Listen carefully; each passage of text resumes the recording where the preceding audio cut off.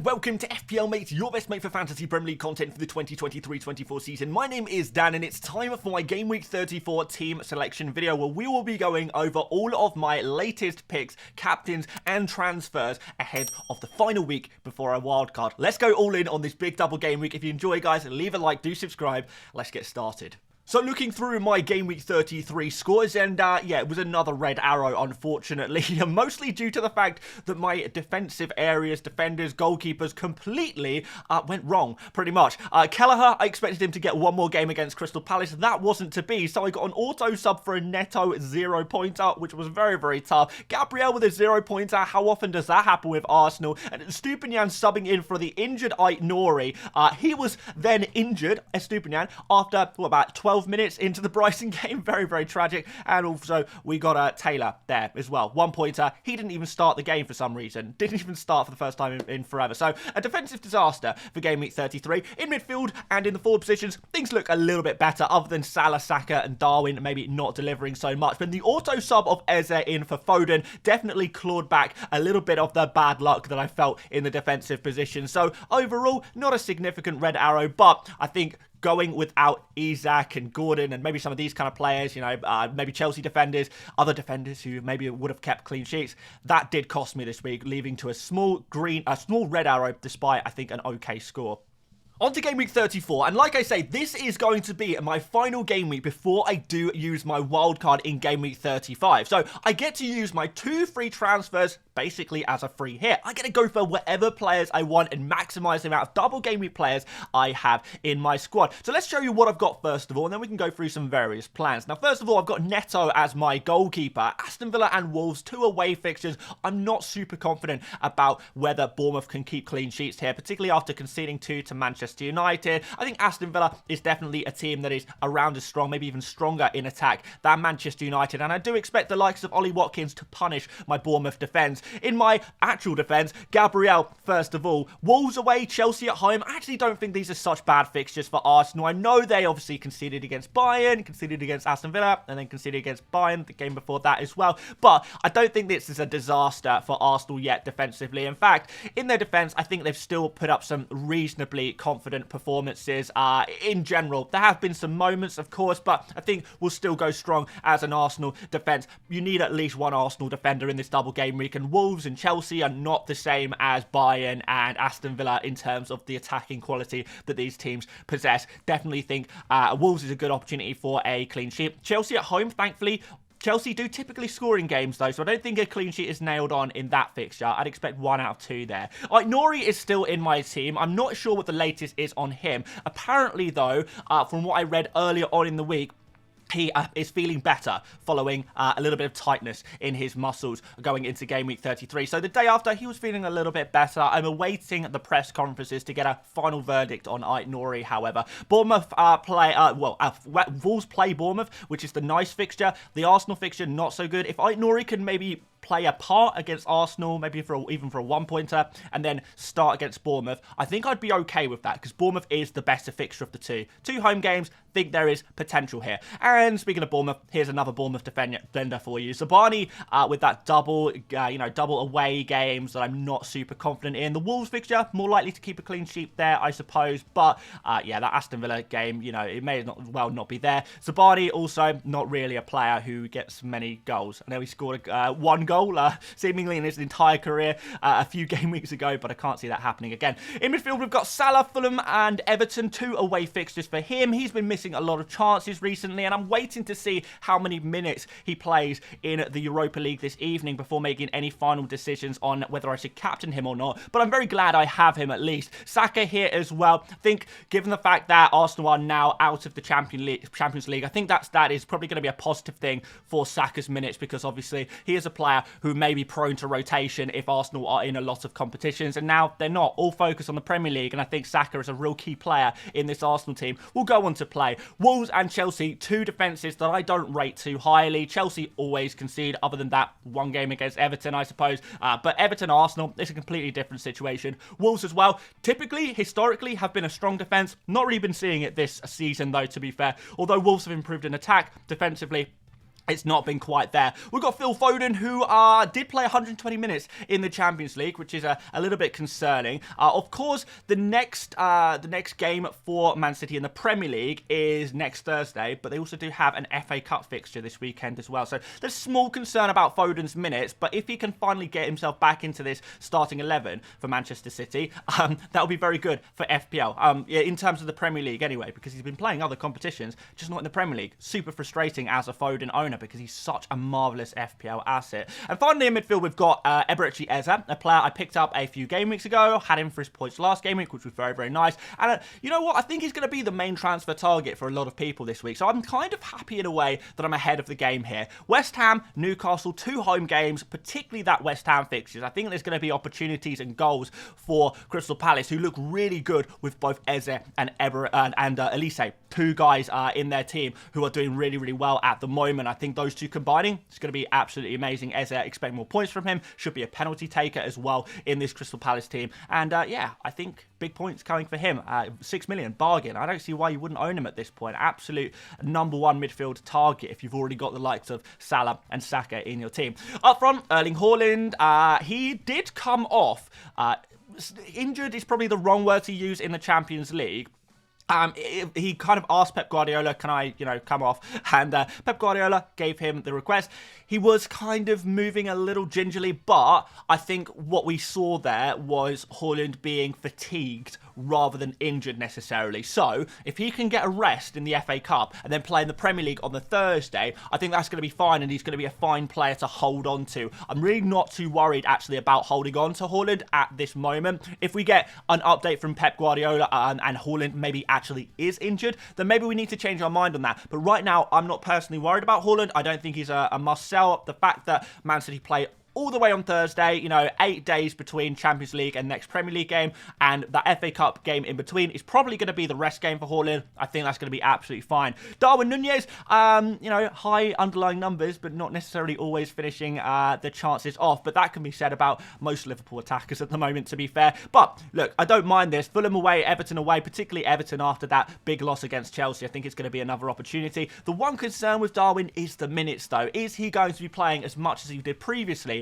with Jota around now? To be fair, if you can get 120 minutes from Darwin, I think that's very good. You usually don't even get more than 70 minutes from him. So actually, I think Darwin, despite not expecting huge minutes from him, I think we're going to get much more than usual, more opportunities, more chaos, and you never know, the odd goal as well could happen. And Solanke is our final pick, a player I'm really, really happy to own again for this game week. Aston Villa and Wolves, both teams that don't put up particularly good defensive numbers, and Solanke finding a little bit more form against Manchester United with a well-taken goal in game week 33. Also, very, very close to getting a penalty there as well, inches outside of the box, maybe even centimetres outside the box, where Manchester United did make a challenge, and obviously they got the free kick, Bournemouth, instead of the penalty. If he got the penalty, I think everyone will be talking about Solanke right now, and that's how close it was. So, Solanke, going into this double game week, very happy to own him, despite the fact I'm not as keen on the defensive Bournemouth assets for this game week, because I think these fixtures suit an attacker much more than they suit a defender. On the bench, we've got Kelleher. Yep, Kelleher out of the Liverpool team now. That is locked in, pretty much, unless Alisson gets an injury tonight. Kelleher is going to be back on the Liverpool bench, and that is bad news, because it means if I want to get another Liverpool player in, I get my third Liverpool player in my starting 11, I need to sell Kelleher.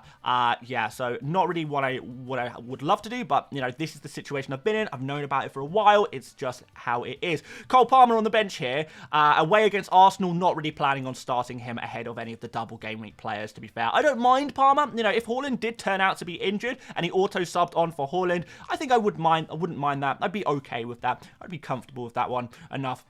That we can see what happens. But yeah, although I think that, if anyone's scoring against Arsenal, it's going to probably be Cole Palmer, given the form that he has at the moment. But would I back him ahead of any of the double game week players? No, I quite simply wouldn't this week. Taylor against Sheffield United, not a bad fixture, but single game week, not going to touch that. And a Superman against Man City, he is going to stay firmly on the bench there, I think, with the other options. So, we need to make some transfers, we need to make some changes. We've got 2 to use, we've got loads of options to go for, and I want to go through some of my thinking right now. So first of all, the players I would be willing to sacrifice, and really there isn't that many. Phil Foden is a very obvious player to lose this game week because he is a little bit rotation risk. We are not going to get any early team news with Man City playing way after the deadline. Not that early team news is always completely reliable, though that's a conversation for another day. But I think there's so many great midfielders in terms of midfield options at the moment, and I'm going to go through them very, very shortly, and some of my favourite ones. But I think the big opportunity here is to go for another midfielder, and Foden would naturally be the player to make way in order to do that.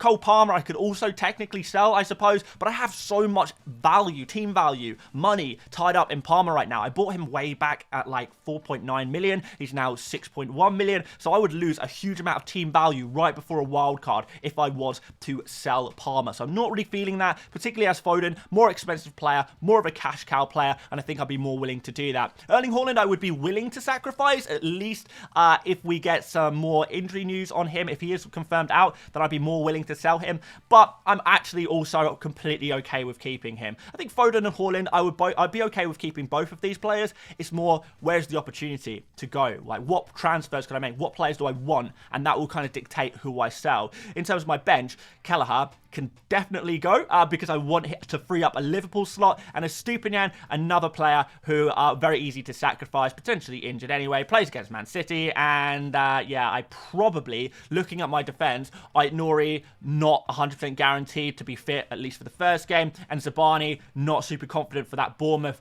double game week. If I sold a Stupinian, who's a little bit more expensive than Zabani, you know, and got a better defender perhaps in there, then that means I wouldn't have to play Zabani. So could I go for a different double game week defender? I think that's definitely an option for me. So my transfer targets are as follows. In goal, I'm telling you the truth right here, guys. By the game week 34 deadline, any of these players could be my goalkeeper, or Neto could still be my goalkeeper. It's one of 4 players that could be my goalkeeper going into Game Week 34. It really depends on what other transfers I make. So Alisson, first of all, a good way for me to get into the Liverpool defence without making too many transfers, because I can just go Kelleher straight to Alisson. I'd have to free up some budget in order to do that, but it is definitely something that I can do. Raya is another great opportunity. I'm not tripled up on Arsenal yet, so going for that third Arsenal man, Raya would be really nice. Would also have to find a little bit of money in order to do that, but thankfully I've got those 2 free transfers. Henderson, yeah, 4.4 million at Crystal Palace, goalkeeper, nice cheap option there that could be pretty nice,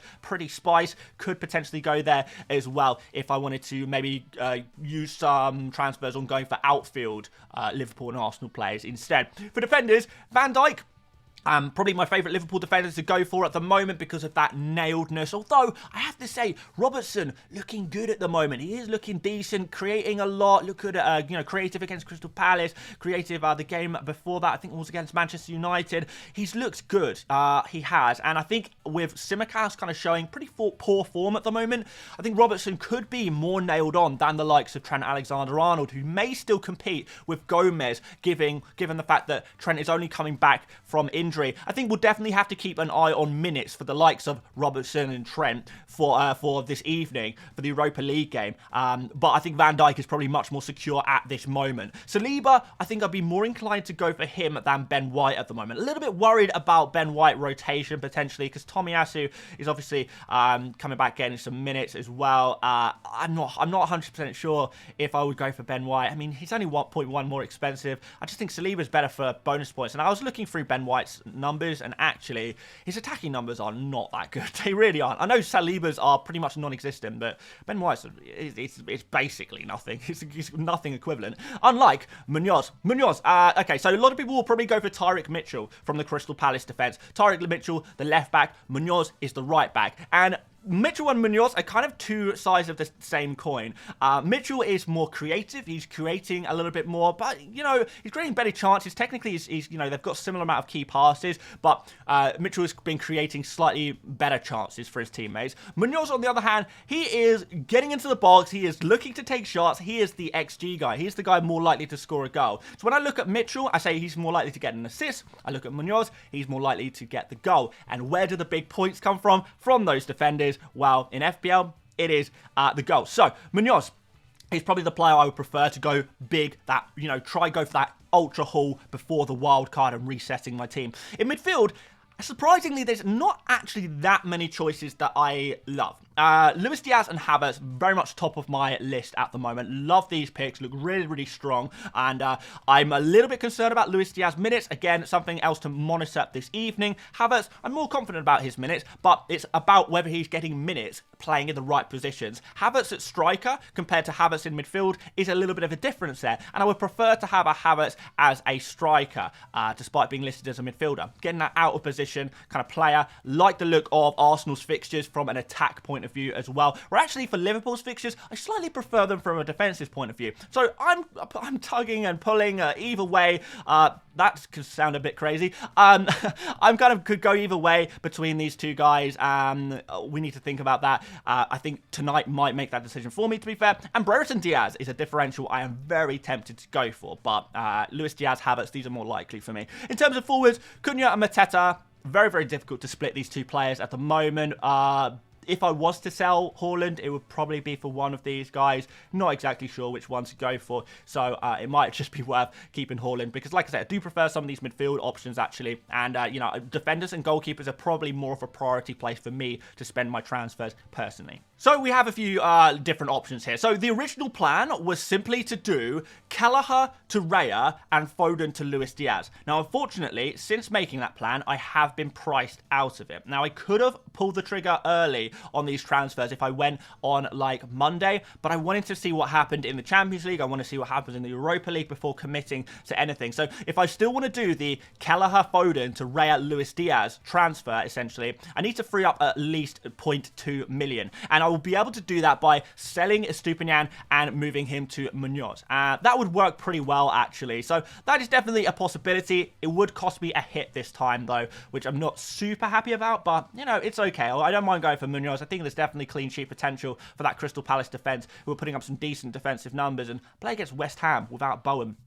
in the first fixture, so it could be pretty nice there. Munoz obviously always has that goal threat, could get that mega haul, so it could pay itself back immediately there. I could cover the Liverpool defence instead and swap things around, because currently I don't have any Liverpool defensive coverage, so what I would do, therefore, was go Kelleher to Alisson, Estupiñán to Munoz again, and do Foden to Havertz instead of Luis Diaz. So it's basically a choice. Who do I prefer? Raya and Luis Diaz or Alisson and Havertz? I know probably a lot of you guys will say Raya and Luis Diaz, but I actually think it's a lot closer, and I think minutes this evening will dictate which way I go for. But I could also just keep this simple. Don't take the -4, don't worry about Kelleher, don't go for that third Liverpool player, and simply do Estupiñán to Munoz and Foden to Kai Havertz. It would leave a little bit of money in the bank. It would mean no -4. It would mean no Liverpool coverage and actually only 2 Liverpool players, which could be a little bit concerning. But at the end of the day, it would mean not taking a hit. Do I think it's worth taking a hit this week? That's the big question that I need to answer. So right now, based on current information, I would say that my most likely transfer would be to do the Alisson route. So Alisson and Havertz into my starting 11 as well with Munoz for that -4. Now that's based on me predicting that Luis Diaz is going to get a lot of minutes this evening and therefore be a little bit more rotation risk going into the Premier League double game week. So that is based on that. Of course, if Luis Diaz actually finds himself on the bench, then things will be completely different. If he's rested, if we see a situation where Luis Diaz plays 120 minutes because Liverpool go to extra time, then again, that's going to push me more towards the Havertz move. So I think this one's more likely, but I guess we'll have to see what happens. But I think now we even, may have had to take a -4. I think it's okay. We've got all double game week players, decent double game week players. We've got Zabani on the bench there to cover just in case one of my players, like Haaland, isn't available or Nori is injured. We've got that coverage there. Cole Palmer, a little bit of coverage there as well. So we've got more double game week players than we need. And you know what? Looking at this team, it's even potentially a bench boost, really. If we kind of look at this could be a bench boost kind of team. Thinking about it, but I don't think I'm going to do that. I think I still want to go with Game Week 35 wildcard, Game Week 37 bench boost. I'm already prepared for this transfer strategy, this FPL strategy, this chip strategy, so I'm going to go forward with it. So no bench boost this week, although I can understand why some of you might say, hey Dan, that's bench boostable. That's bench boostable, possibly. But anyway, guys, we're going to throw a captain's armband for now on Salah. I think I could potentially change my mind. I've been looking a lot at Eberechi as a captain this week, actually, but I don't know if I have the bottle for it, to be honest. We'll see. Vice captain on Saka, because I want a safe vice captain. Always prefer a safe vice captain. And yeah, that looks like my most likely team for this game week. So after that, my team would look like this if I was to make those transfers, which is super interesting. I just want to go through some of these things on the Fantasy Football Hub My Team tool, though. And guys, if you want to check this out, link in the description. Because I was kind of looking through some of these players, and Luis Diaz for this game week is predicted 9.9 points, and Havertz actually predicted 10.3 points. So actually, Havertz slightly ahead on the predicted points. In terms of Alisson versus Raya, Raya is actually ahead. So I think maybe the combination of predicted points based on the underlying data slightly maybe puts my Raya and Luis Diaz combo a little bit ahead there. Interestingly, Tyrick Mitchell slightly more predicted points than Munoz. 7.1 predicted points for Mitchell versus Munoz's 6.8 predicted points. Going through some of the other players with high predicted points, we have got the likes of Darwin, 10 predicted points. Havertz 10.3 we spoke about. Cunha 9.8, which is a little bit more, I believe, than Mateta. Mateta, if we can find him, 8.1 predicted points down here, and Cunha 9.8 predicted points. So if you guys are like trying to decide between Mateta and Cunha, just wanted to put it out there that the Fantasy Football Hub algorithm does believe that Cunha is the slightly better pick. Well, actually slightly better, quite significantly the better pick, actually, which is kind of cool. I think Cunha could potentially be on penalties as well. Could still be Sarabia, could be Cunha, could be Hee-Chan as well. So that's a bit of a mystery, but there's definitely potential for Cunha to also be on penalties. So yeah, Cunha actually slightly better predicted points than Solanke as well on 9.7. So there's various different players there with various different predicted points, and I do like to use this tool to try and help me make those tight decisions. And I think if we can get the right information from the minutes this evening, and I can combine that with some predicted points models, then maybe that might aid me in making slightly more balanced decisions rather than just going off gut feeling all the time, which hasn't always worked this season, to say the least. So there you go, guys. Fantasy Football Hub AI My Team tool once again. And there we have it, guys. Thank you so much for watching once again. If you did enjoy this video, make sure you do drop a like. Do subscribe if you're new around here, and check out all of the other wonderful Game Week 34 content we have on the channel, particularly the 100 experts video that went out yesterday, because there's some really interesting data in there which shows that the experts are thinking completely different to the average FPL manager. I think you're going to like it, guys. But until then, guys, we'll be back tomorrow for a final decisions video. And until then, I will see you later, mates. Bye-bye.